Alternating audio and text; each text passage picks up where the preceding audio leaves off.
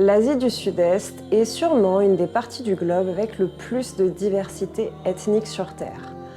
Il y a tellement de cultures différentes qui cohabitent sur ces petits bouts de terre qu'en Indonésie, par exemple, on compte 709 langues différentes officiellement. Et toutes ces ethnies, elles vont se distinguer entre elles donc par leur langue, mais aussi forcément par leurs coutumes, leur code vestimentaire ou encore leurs modifications corporelles. En Asie du Sud-Est, effectivement, on rencontre plein de traditions de modification du corps, parfois assez extrêmes, comme par exemple les limages de dents à Bali, les célèbres femmes girafes en Birmanie, ou encore les femmes araignées de Chine et leur visage couvert d'impressionnants tatouages. Et c'est d'elles dont on va parler dans cette vidéo. Cette tradition des visages tatoués chez les femmes Chin est en train de disparaître complètement. Il ne reste en effet que quelques vieilles grand-mères qui ont enduré le supplice de se faire scarifier les paupières dans les montagnes reculées d'Asie. Et on part à leur rencontre dans cette nouvelle tatou-série afin de découvrir, de comprendre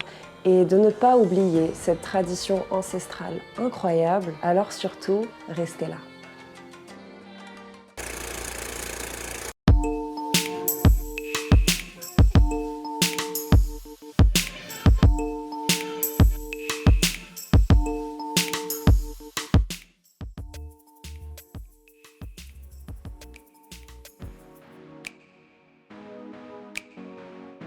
Au Myanmar, le nom actuel de l'ex-Birmanie, on rencontre plus de 135 groupes ethniques différents dans cette logique de diversité ethnique énorme d'Asie du Sud-Est. Parmi ces groupes, il y a l'ethnie Chin, qu'on appelle ainsi parce qu'ils vivent dans l'état de Chin, qui sont des terres montagneuses très reculées et quasiment inaccessibles. Mais il faut savoir que Chin, c'est leur nom anglophone. Les Birmans les appellent les Kiang, au Bangladesh, c'est les Kuki, en Inde, au Mirozam, c'est les Mizo, et entre eux, les Chin ne s'appellent pas. Ils n'ont pas de nom pour se désigner eux-mêmes. Quand on parle des Chin, on ne parle pas d'une petite tribu de 30 pélos dans des cabanes.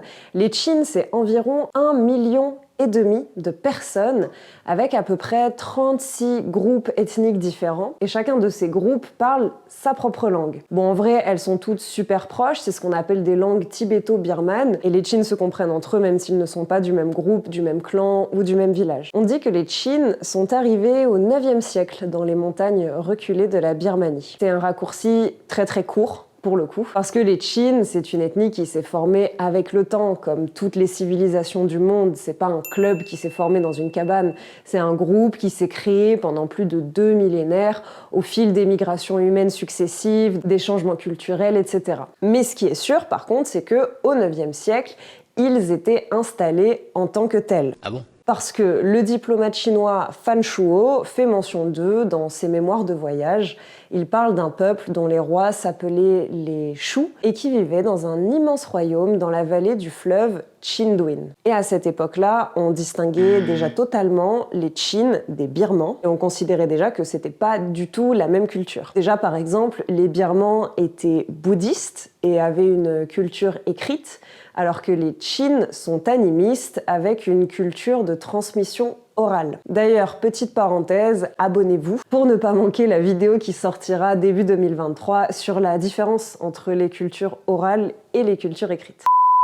Et puis, comme les Chin vivaient au cœur de montagnes très reculées sur une terre quasiment inaccessible, ils ont été épargnés par plein de très grands mouvements historiques, de grands changements historiques et culturels. Par exemple, les célèbres grandes invasions mongoles du XIIIe siècle qui ont envahi toute l'Asie du Sud-Est et ont pris le contrôle total et absolu de la Birmanie, ne sont jamais arrivés jusqu'au territoire Chin. Les Chin n'ont rien vu passer. Leur culture ne s'est jamais trop mélangée à celle du reste de la Birmanie, du Bangladesh ou de l'Inde pendant des siècles et des siècles. Et on parlera un peu plus de ce genre de phénomène, de l'isolement culturel, dans une vidéo sur les aborigènes qui sort très bientôt. Deuxième raison de vous abonner pour ne rien manquer. Mais en tout cas, c'est un phénomène qui est assez incroyable et qui donne lieu à des traditions, à des cultures, à des moyens de penser qui sont complètement ouf.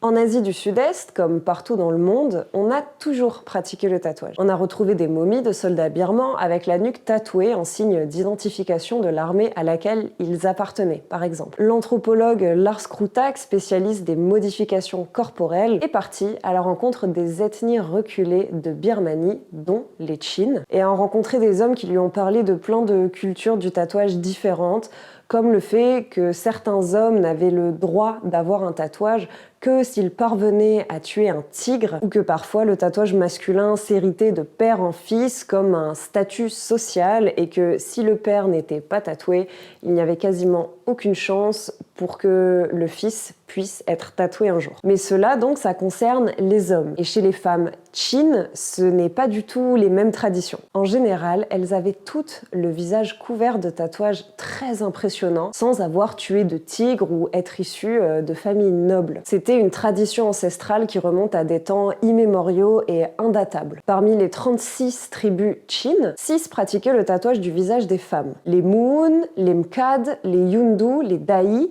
les Ngaya et les Upriyu. Elles portaient soit des motifs avec des grandes boucles, un Y sur le front, soit des toiles d'araignée qui partaient du centre du visage, d'où leur nom femme araignée. Parfois c'était des lignes droites qui allaient du front au menton, parfois c'était des petits points, et encore d'autres fois c'était le visage entièrement teint en noir. Il y avait autant de variantes que d'ethnies, et même si les femmes choisissaient délibérément de se faire tatouer le visage, qu'elles devaient payer leur tatoueuse, etc., elles ne choisissaient pas le motif qui, lui, était propre à la tribu, au clan auquel elles appartenaient. La technique du tatouage Chin, c'est une technique de tatouage traditionnel finalement très très classique et banale. On incisait la peau, on y découpait le motif avec des épines de plantes et les plaies fraîches et sanglantes étaient remplies de pigments. Ces pigments souvent faits avec de la suie, de la graisse d'animaux, de la fumée, des cendres, de la bile de bœuf. Souvent, l'opération durait plusieurs jours pour que le pigment prenne bien et c'était un tatouage extrêmement douloureux. Particulièrement quand les tatoueuses s'occupaient des paupières. En plus, il fallait forcément tout faire d'un coup. Parce qu'en fait, il y avait une saison des tatouages. C'était souvent d'ailleurs la saison des pluies parce qu'on ne peut plus trop s'occuper des agricultures, des cultures. Et du coup, forcément, il fallait finir ces tatouages avant la fin de la période. Alors les tatoueuses, souvent, elles s'y mettaient à plusieurs sur un même visage pendant donc plusieurs jours d'affilée. Et je sais pas vous, mais moi je me suis déjà fait tatouer le dessus des pieds, j'ai supporté la douleur 15 minutes alors que je suis pas spécialement douillette, donc j'imagine même pas la douleur que ça doit être. Mais alors, pourquoi les femmes Chin s'infligeaient donc ce calvaire? La légende raconte que autrefois, un roi birman aurait enlevé une femme Chin très belle pour s'en faire une épouse. Elle aurait réussi à s'échapper et se serait mutilé le visage afin de devenir méconnaissable, que les gardes du roi ne parviennent pas à la reconnaître et qu'elle puisse enfin rentrer chez elle. D'autres variantes de ce mythe disent que c'était tous les nobles birmans qui volaient toutes les femmes Chin tant elles étaient belles et qu'elles se tatouaient donc tout le visage à elles et à leurs petites filles pour s'en les dire et pour qu'on leur foute la paix. On dit aussi de manière beaucoup plus pragmatique que c'est une pratique faite dans un souci de retrouver à quelle tribu appartenait une femme en cas de rapt intertribal. Comme chaque motif est propre à chaque tribu, on peut savoir de quel clan vient chaque femme. Quoi qu'il arrive, les femmes tatouées sont vraiment un symbole de résistance face aux envahisseurs, à autrui. C'est un symbole d'identité. Mais le problème de cette légende, c'est qu'elle est un peu paradoxale et peut-être même pas vraie, même si aujourd'hui la plupart des enfants de Chine la connaissent. Nous n'avons aucune preuve que cette légende remonte aussi loin que les tatouages de visage des femmes Chin. Par contre, pendant des siècles et des siècles, ces tatouages de visage étaient considérés par les Chin comme le summum de la beauté, le max du max. Et il est en effet très possible que cette légende ait été inventée par ceux qui représentaient le monde extérieur, par les envahisseurs eux-mêmes, qui, eux, jugeaient ces tatouages comme laids et donc voulaient expliquer pourquoi ces femmes s'enlaidissaient. En tout cas, les visages tatoués étaient un vrai code esthétique traditionnellement chez les Chin. C'était même une condition à la beauté. On ne pouvait pas être belle si on n'avait pas le visage tatoué. Et l'anthropologue Lars Krutak, il a même rencontré des hommes, un peu âgés maintenant, mais qui lui disaient que pour eux, ça aurait été inenvisageable de sortir avec une femme non tatouée. Ça aurait été impensable. Ok, boomer. Ces tatouages, inconsciemment, ils symbolisaient aussi que la femme, elle était une adulte et non plus une enfant. Ce n'était pas forcément un rite de passage obligatoire à l'âge adulte à proprement parler, mais disons que tout le monde continuerait de traiter, de considérer une femme non tatouée comme une enfant. Et le rapport entre injonction à la féminité et douleur physique, c'est quelque chose de vraiment fascinant, c'est un vrai sujet à explorer parce qu'on retrouve ces codes un peu partout, on les a aussi en Occident. Il y a certaines femmes, même beaucoup en Occident, qui s'infligent des douleurs terribles comme des épilations, des corsets, des talons aiguilles, etc. pour être considérées comme des dames et plus des petites filles. Bon, par contre, je vous arrête tout de suite, hein. Vous avez bien compris que je parle d'un monde avec des codes un peu basiques ou un peu classiques. Bien sûr qu'on est une femme féminine et adulte sans talons, sans corset et sans épilation. Vous avez compris ce que je veux dire? Enfin, j'espère. Et de la même manière que plein de nanas en Occident se disent pas que c'est de la torture de s'arracher les poils ou de marcher sur des talons aiguilles, la plupart des nanas de Chine ne se disent pas que c'est de la torture de se faire tatouer le visage. En fait, limite, c'est une question que on se pose pas forcément trop. C'est un peu le « il faut souffrir pour être belle » local. Il est aussi possible que les tatouages de visage des femmes Chin, en tout cas ceux d'après le 19e siècle, viennent en fait d'un phénomène religieux. Je vous explique. Lorsque les missionnaires chrétiens ont commencé à répandre leur éducation religieuse catholique au Chine à cette époque, il y a beaucoup de syncrétismes qui sont nés, c'est-à-dire des mélanges, des hybridations un peu improbables entre deux croyances. Donc ça va être des croyances assez absurdes parfois. Et du coup, peut-être que d'amalgame en amalgame, les Chin auraient fini par penser que les tatouages de visage des femmes étaient une condition d'accès au paradis. Ah! Aujourd'hui, on ne rencontre plus de jeunes femmes Chin au visage tatoué. Les codes esthétiques de l'Occident ont conquis le Myanmar aussi, jusqu'au fin fond des montagnes. Et le max de la beauté, là-bas, c'est aussi Bella Hadid et Emily Ratajkowski, et plus du tout les femmes au visage tatoué. Certaines jeunes ont même un peu honte de leur mamie à la tête pleine d'encre. Mais ce n'est pas seulement parce que les codes occidentaux, les codes à l'américaine, se sont répandus. C'est aussi des missionnaires et des colons britanniques qui ont répandu leurs enseignements chrétiens chez les Chin à partir du 19e siècle. Et puis en 1947, les Britanniques, ils se sont barrés de l'État de Chine et l'État de Chine s'est retrouvé indexé à la Birmanie. Et comme les enseignements des missionnaires chrétiens avaient bien pris, malgré plein de syncrétismes et plein d'hybridation un peu bizarre, les Chin étaient devenus à 90% catholiques. Et la Birmanie, elle était plutôt bouddhiste. Et en 1962, le dictateur Ne Win a pris la tête de la Birmanie suite à un très violent coup d'État et commence alors la persécution du peuple Chin sous prétexte qu'ils étaient chrétiens et pas bouddhistes, alors qu'ils avaient été quand même convertis au christianisme un peu de force. Et d'ailleurs, il faut savoir que le peuple Chin est considéré comme un des peuples les plus persécutés de l'histoire de l'humanité. Et évidemment, la dictature, elle interdit formellement les tatouages de visage des femmes Chin, soi-disant parce que c'est une tradition barbare, mais en fait, en général, quand une dictature, elle interdit des traditions, des particularités comme ça, c'est pour faire disparaître les minorités ethniques, pour détruire les traditions qui peuvent se distinguer de la suprématie, de la supériorité de l'État dictatorial. Toutes les dictatures du monde, elles utilisent ce genre de technique. Après, dans les régions vraiment super méga reculées du fin fond des montagnes, il y a des femmes qui ont continué d'avoir le visage tatoué jusqu'à, on va dire, le début des années 2000. En 2012 a été sonnée une trêve à la guerre militaire qui ravageait l'État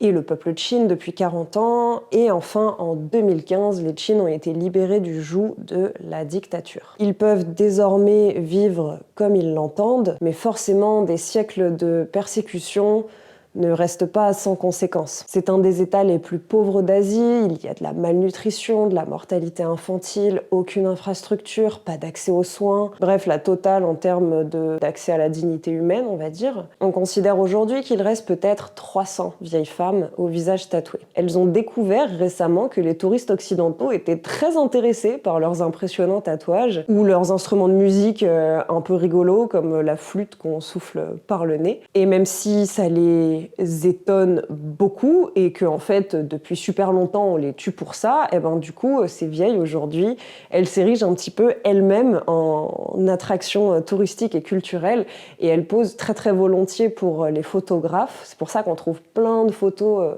de vieilles femmes tatouées de Chine et elles se mettent elles-mêmes en scène pour que leur tradition ne disparaisse pas dans les limbes et puis surtout pour pouvoir enrichir l'État de Chine avec un peu de tourisme qui génère forcément de l'argent afin que les jeunes générations aient une vie un peu meilleure et arrêtent de fuir vers les grandes villes de Birmanie. Le photographe allemand Jens ou Jens, je ne sais pas comment on dit, Parkitny, travaille depuis 1999 à documenter les traditions des femmes Chin. Je vous ai mis en barre d'infos 2 ouvrages de référence à lui qui s'appellent Blood Faces et Marked for Life. Et grâce aux photos prises, des détails des tatouages, des anthropologues comme Lars Krutak essayent de travailler sur les symboliques des motifs Chin et d'apprendre à les déchiffrer. Et peut-être qu'un jour, on saura lire ces motifs avant que les dernières anciennes ne meurent et qu'on ne rencontre plus la moindre femme araignée Chin. Mais pour conclure cette vidéo, je voudrais quand même qu'on reparle d'une vieille tatou-série qu'on a fait il y a longtemps sur les tamoko, les tatouages de visage des Maoris qui ont également failli disparaître suite à la colonisation. Mais aujourd'hui, on est face à une renaissance énorme de ces tatouages de visage, notamment chez les jeunes adolescentes d'origine maori. On rencontre maintenant en Nouvelle-Zélande des femmes présentatrices télé ou encore sénatrices, donc avec quand même beaucoup de visibilité, qui ont le visage tatoué selon les anciennes traditions maoris, qui avaient, il y a quelques générations, quasiment disparu. Et peut-être que le tatouage Chin connaîtra la même destinée et qu'il renaîtra de ses cendres chez les jeunes à l'aube de sa disparition.